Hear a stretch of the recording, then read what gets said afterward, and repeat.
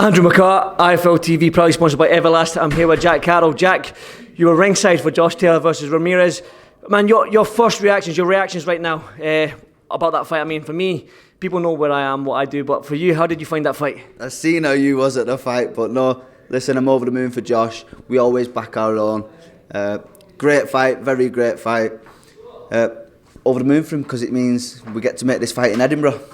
You mentioned that you wanted that fight. You've been mandatory for 2 years and stuff like that. Josh has talked about that Edinburgh Castle fight, and it's a no-brainer really for the two of you. It's just a 3-hour drive up the road for you to come to Edinburgh to get that fight on. So, I mean, that's the fight you want next, is Josh Taylor. Of course, I spoke to you earlier on today, and I'm not shy. I'm up for that challenge. I'd love to come up to Scotland, Edinburgh for the fight. A step aside to let this fight happen. It's happened. Hopefully, Josh is a man of his word, and we can.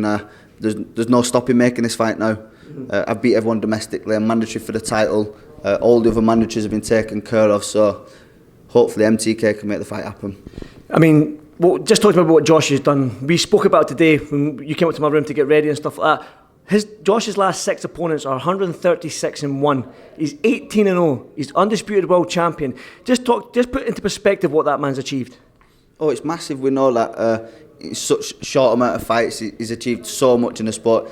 And a few people have said today his name's already in the history book. So it'd be an honour to share the ring with Josh. We're in Josh's hotel room now after the fight. I've congratulated him. We're going out celebrating together. But business is business, and hopefully the fight can be made for later this summer.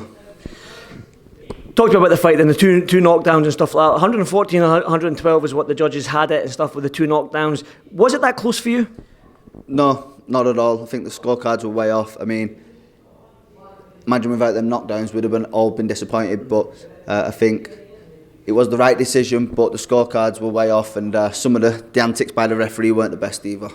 You mean the second knockdown? It looked like he gave him close to 20 seconds to recover, Ramirez, after that knockdown, and he did look shaky after that. Do you think that the bailiffs gave him a little bit too long to recover in that after that second knockdown? Of course, I think there was a little bit of siding with Ramirez in regards to the scorecards and the referee, but Josh got the job done and got the win, and that's all that matters. I've got to ask you as well. You mentioned there. I spoke to you about what Josh is like, why we call him Hank and stuff like that. It's friendly right now, but are you looking forward to see Hank? Listen, to meet Hank. Let's go, Hank. I'm ready. I'm not phased. I'll come to Scotland. Let's get it on.